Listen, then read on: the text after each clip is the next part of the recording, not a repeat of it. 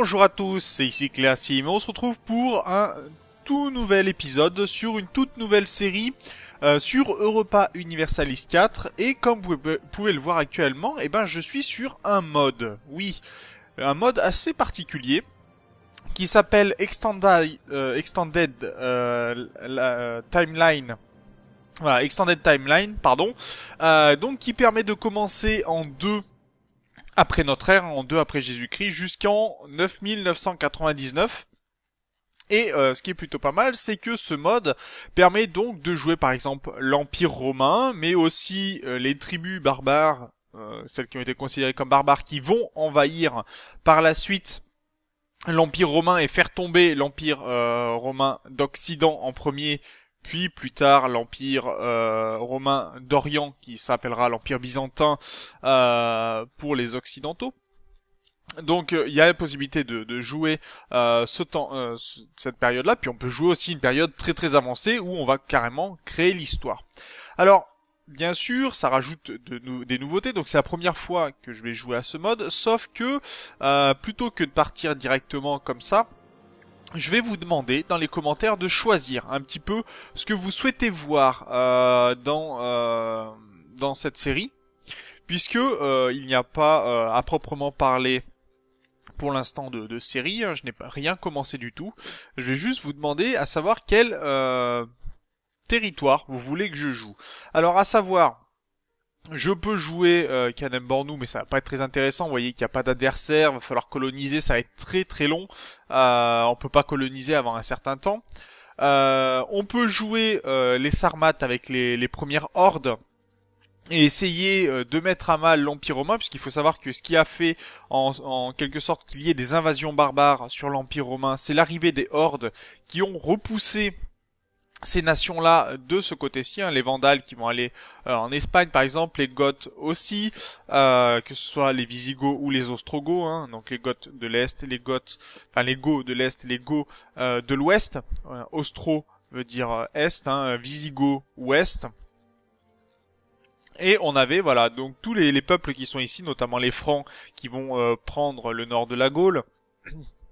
On a les Burgondes, les Lombards qui vont prendre l'Italie. On a alors attendez, qu'est-ce qu'il y a encore? Les Quades qui vont aussi prendre cette partie-là du monde. Voilà, il y a pas mal de choses à voir ici. Et puis bien sûr, donc ça pourrait être intéressant de jouer par exemple les hordes. On peut tout à fait aussi essayer de jouer les nations païennes qui vont essayer d'envahir sous la pression des Sarmates et des Alains l'Empire romain, sachant qu'au début de partie l'Empire romain est très très fort.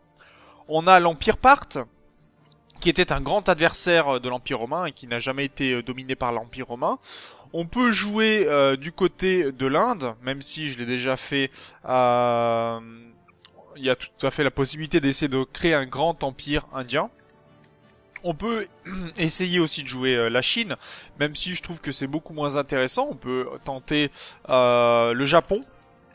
Et enfin, nous avons l'Amérique. Alors soit les Incas, en tout cas les nations, soit en Amérique du Sud, soit plutôt en Amérique centrale. L'Amérique du Nord n'est pas forcément très intéressant, je trouve.